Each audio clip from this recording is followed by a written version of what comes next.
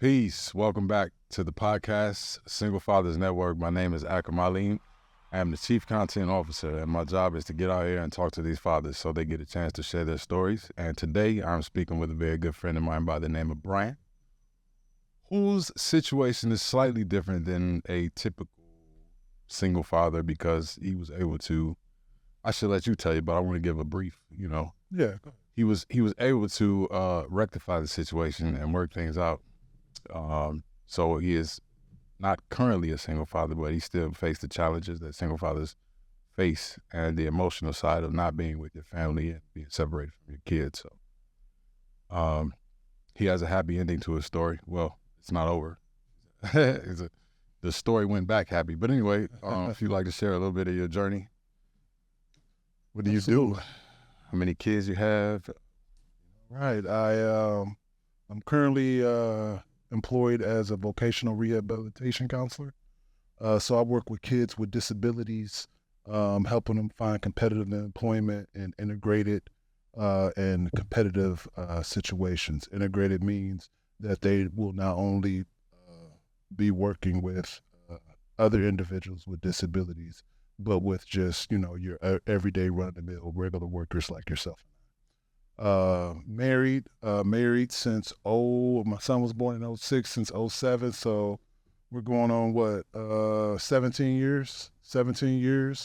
Um, Two boys, like I said, and like you mentioned, man, there was a point in time, just like any relationship, where it was up here, and then we took for whatever happened, it is what it is, but we at one point we were separated for a good amount of time. Some of the reasons, looking back and going through that very emotional state from where you're with your family every day. Quick question: when you separated, you left the home? Yes. Good. Yep. Left. Yep. You remember that apartment you came to? Oh yes. Yep. So that was the place I got. Yeah. So that situation was where I was away from them for an extended amount of time. And again, from going to being with your family every day and then it's taken away. Of course, every type of thought, emotion's gonna, come in from anger. There was some bitterness on my part. The fact that my children were taken away from me. Right. But you know what? I had to. It wasn't easy. It's still not easy. But at some point, as there was a man up, or you got to accept it at some point where you're understanding the fact that in a relationship, it takes two to tango, so to speak. So 50-50, that to me, that doesn't really exist, because at the end of the day, some days it's going to be 70-30. Some other days it's going to be 90-10, especially if an individual it doesn't even have to always be physically ill. It could be mentally ill or depression or something type of other situation where you're going to have to hold down the fort, so to speak. Was there a process that you went through when you separated, or was it an immediate thing? And were the kids used in any type of way to benefit anyone in that? Like, I'm gonna say no, because you had open access to your children during that time. Yeah. I had open access. That's fortunate. I know it doesn't. That's probably not the norm, but unfortunately, absolutely. It's just because of the type of whatever disagreement or ups and downs I may go through with my wife. She would never use the kids as a weapon. It was a situation where I take a lot of the I'm not gonna say blame, because people interpret that all wrong. I just There you go. Thank you. Accountability for the situation, for my actions, the way I acted, the words I used that weren't always positive.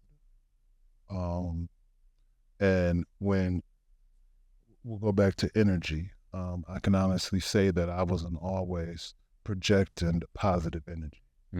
That's the accountability that in the beginning it wasn't there, because only thing I could see is the faults in her, where I had a part to play in it as well. Okay, so if you initially started off acknowledging her faults, pointing out her faults, when you got to the point where you realized that you had faults of your own, was there conflict resolution involved, or was it simply a matter of you making the decision to put your pride aside and go back for your family? That's a great question. After some counseling, Family or individual? Well, it was individual. Okay. It was individual. I did the counseling again while we were separated, because I had realized that to the most degree, it wasn't my wife. It was a lot of childhood trauma that I had brought into the relationship, to be honest. And you only know what you know when you know it, right? So, you know, I'm 47, so I was in my 40s when I really had a conscious understanding of trauma, childhood trauma, how that's passed down from generation to generation. And to answer your question, yeah, I had to make a decision, and it's still a work in progress, where I need to cut that lineage, or that negative aspect of the lineage, passing it down as far as, you know, that trauma. You know what I mean? Definitely. So that was that's what kind of helped, guided me back into the lives of my boys. This is a random question, but maybe you had the perspective during that period of the process, but was there ever a point in time, because you could have left and not had the thought that I'm about to express, but was there ever a point in time when you felt like it would be better to not work things out for the family? Like, was there a point where your attention was more focused on you as opposed to the entire family dynamic? Absolutely. Many nights I thought, you know, would it be best for me to, you know, just fall back and just be there, you know, always supportive. But every time I came back to the, you know, like I said, it's hard when you're around them every single day.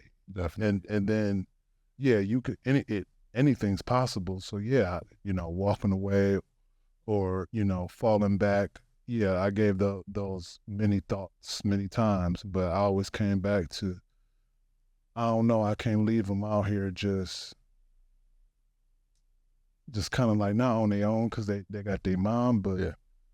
if they saw me every day, and then it's gonna be like, why dad ain't here? You know what I'm saying? And yeah, I know that happens with many other situations out there, unfortunately. Most. And even to this very day, it's a work in progress, because every day I'm just trying to be a better version of myself. Right. So going through that time, it was definitely a self-building mentally kind of thing for me. I don't really know the word to say, but it was needed. It was definitely needed for me to get back and recenter myself, and kind of look at myself, like you said. Like, of course, I did look at, you know, if I walked away, I'm out here doing, you know, my own thing. Yeah. What role did the job play in all that? Because I know personally for me, I work in behavioral health also, and I'm around children, young men. I'm around young men, high school age, nearly every day of my life, and I get to physically see the result of fathers not being involved in the household every single day. That, like, there had to be a part of you that was like, man, I don't want this for my children.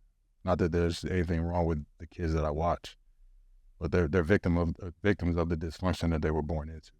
And if I'm conscious of that, then that's my trauma. But that's my ability to end that generational curse.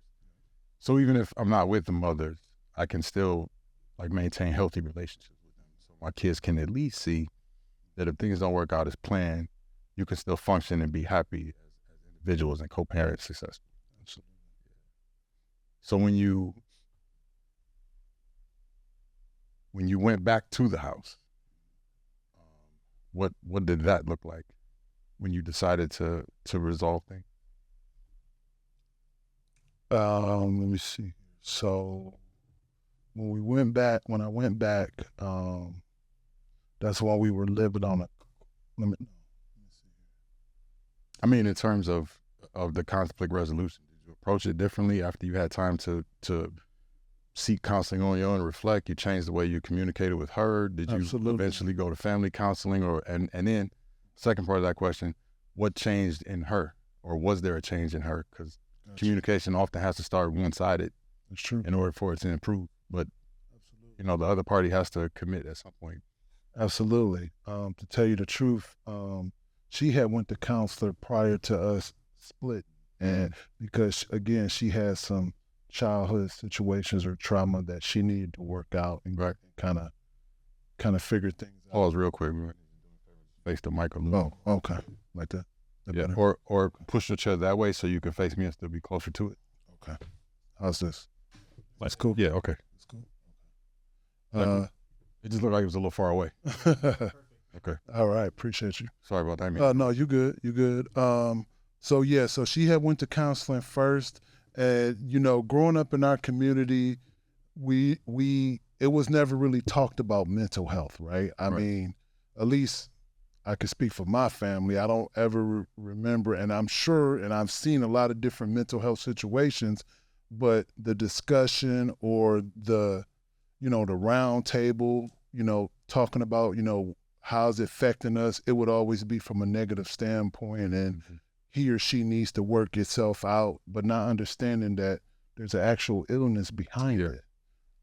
So getting back to, my situation, same thing. There was a lot of mental illness in my family that's been passed down, and that's one of, looking at it, as a 40-year-old and accepting, what, going to counseling may be okay. There's it's nothing negative about seeking some type of help that might benefit you and your family. So I had, after fighting that, thinking, I might be less than a man if I go talk to somebody about my problems. Consciously, it was one of the best things I ever did. Were there steps prior to that? Like, did you? Oh no. No, I'm saying okay, in my situation personally, I just read a lot. Like I soaked up information and I applied the information, and then I was able to do some of the things for myself that other people did going to counseling.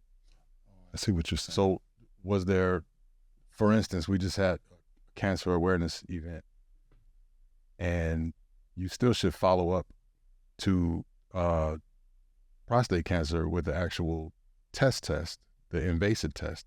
But we had a workshop with the non-invasive, just to get people geared up toward the idea of fixing themselves so that we can make sure that we're around. So when you realized that there was something that you needed to do individually, what did you do I'm asking because there are other people who are mad. So for you, what worked? Cause you had to think or feel something that made you hit the switch to go to counseling. Right. So what was that epiphany that made you say to yourself, I can't do this on my own, I need help? Well, for myself first and then for my children. It was my reality at the time of how did I end up here after being with my family every day. Now I'm looking at these walls. I come home from work. It ain't no noise. It's just me and my thoughts, right? Which is okay now looking back. That's perfectly okay. But coming from the other end, it's like it's uncomfortable. It's uncomfortable. Like it takes some time to get used to, and getting back to a point where you were mentioning how you work with young men who you can see that we're lacking some type of father figure, guidance with positive energy. Let's just that. So again, before I had many jobs, but one of my jobs for a very long time was I was a correction officer. Mm. And looking at a lot of men in there, I didn't look at, I just looked at different situations differently, never judged them, just thought that, hey, just like me, they made a wrong decision at a wrong time, which landed them here. And that's it.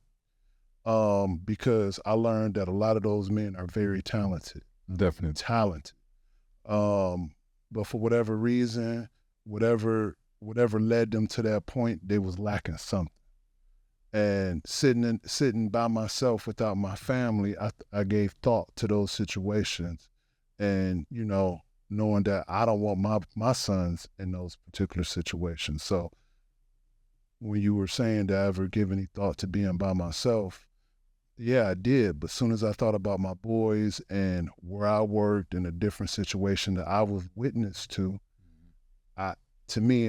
for me, in my situation, I was like, if I can fix it, I need to fix it. So that's where my energy kind of shifted to. With your boys, the time that you were out of the home, did you notice change in them?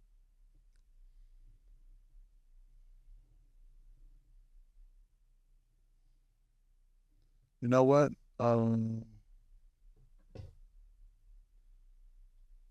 I think they grew. As far as two brothers, I think their relationship grew during that time. It's a good perspective. That's because and that's a positive thing. Yeah. That I couldn't ask for anything more. So I take that their bond. Well, you could ask for something more for you to be there when it happens. Sure. I mean, but I get what you mean. Yeah. So them bonding and putting their mom first too. At the end of the day, that's their mom. I'm their dad, and at the end of the day, you gotta look out for your mom. Did you have? That's interesting. Right? Did you have discussions with him while you were separate, or before you got separated, or after you reconciled? Was there a discussion at any point, just you and your boys, for lack of a better term, man to man, having a conversation about everything that transpired and where you were at, where your heart was at, where your mind was at? Absolutely. At their level at the time, I got to think Brian was probably 8, Carter was 6, so they were still very young. Right. So basically, had to keep it at a point where I was at. The situation was already different for them, and me being away, I needed to make it as positive. Whatever moment I had with them, Right. I had to make that the best in that moment. With me not being. Say that one more time. So I feel like somebody needs to hear that again. It doesn't matter if it's an hour or 30 hours. What do you do? Got to make that time. You getting something? Yeah, you got to make that time. You got to make that time mean something, because, again, when I told you the age, when they're that age, they don't know about no money, no name brands. Only thing they know if mommy there or daddy there. Yeah. If you could take them to the bar, buy them an ice cream cone. Yeah. And that's the world to them. You know what I'm saying? It's what the world gets a hold of them, and perspectives change. But at that time, they were young, and I had to make the most of that time, because I didn't know, it might be a week, it might be 2 weeks, it might be a month before I see them again. So I just wanted to make sure, I was planting new seeds. Yeah. I appreciate you sharing, man, because mental health is very relevant in all of these conversations. But some people are not as vulnerable. They talk kind of guarded.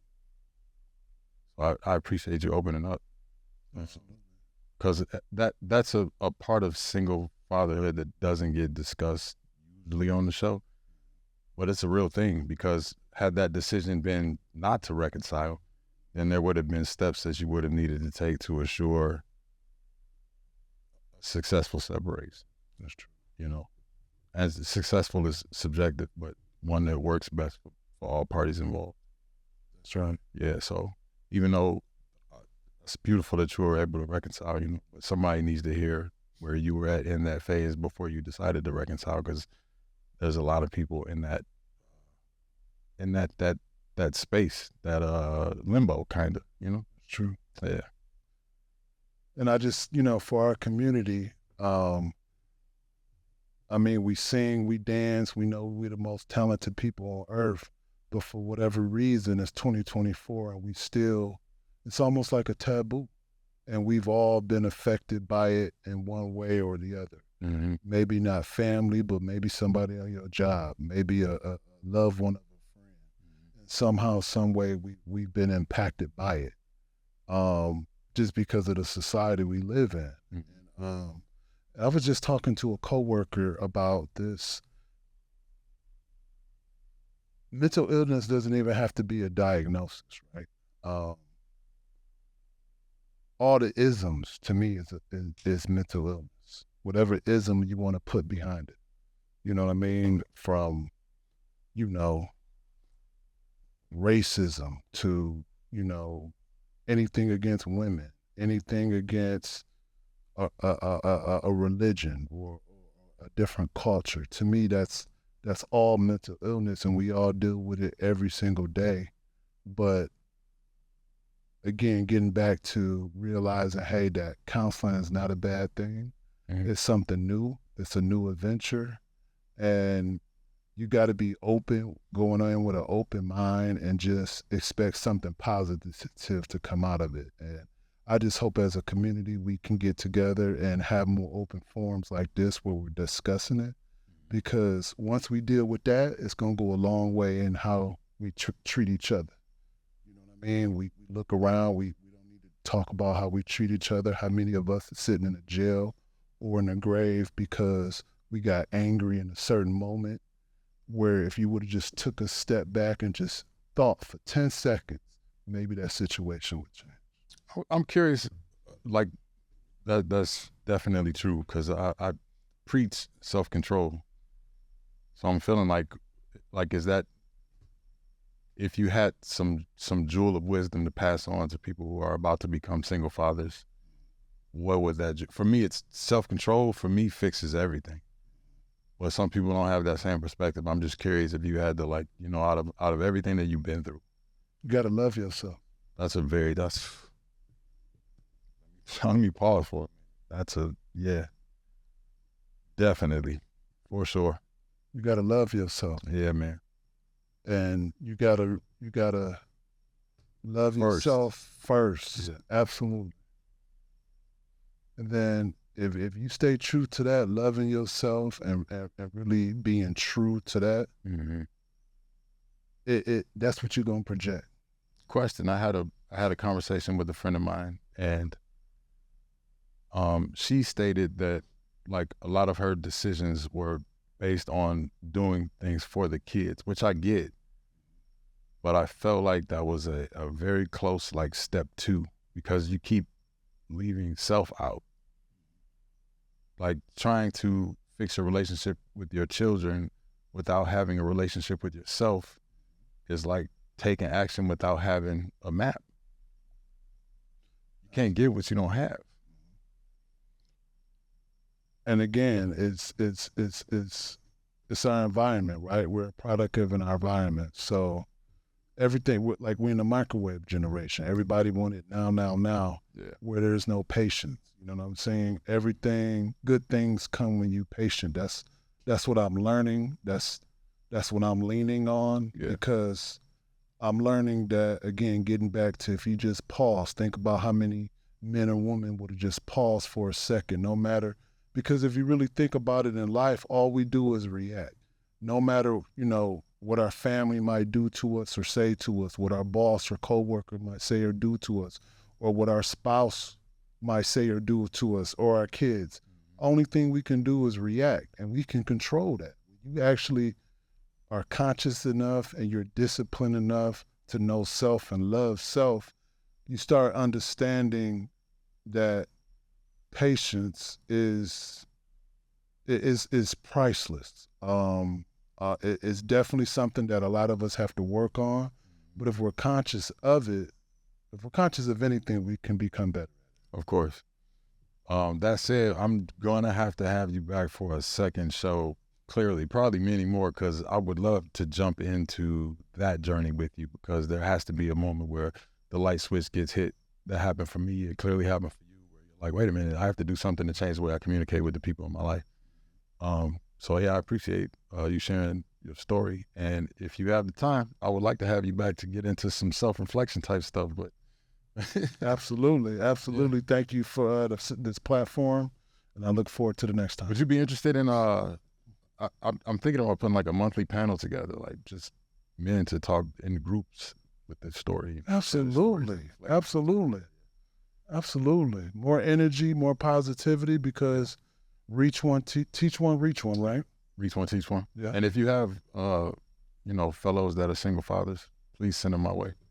And if you're watching, you're a single father, or if you are, the loved one of a single father, and you know that people are experiencing some things and having difficulties, please come share your story. We can do it via video, or you can come here live in the studio, but we need to get as many stories as we can so that we can figure out exactly what specific needs are shared amongst the majority of people, and continue to build our resources so that we can provide those services for the people that need them. So to all you fathers, I say, stay strong. It's worth whatever you have to go through to get to where you got to get to, so your children are a part of your life. And self-control and loving yourself is the root, the foundation of that. That's where it starts at. So hopefully we can continue to have these conversations, and something will be sparked within everybody listening to get them to that point of being able to make things better in their own situation. So I appreciate you. I'm Akram Bryan. This is Single Fathers Network. Please like, subscribe, follow, tell a friend. Peace.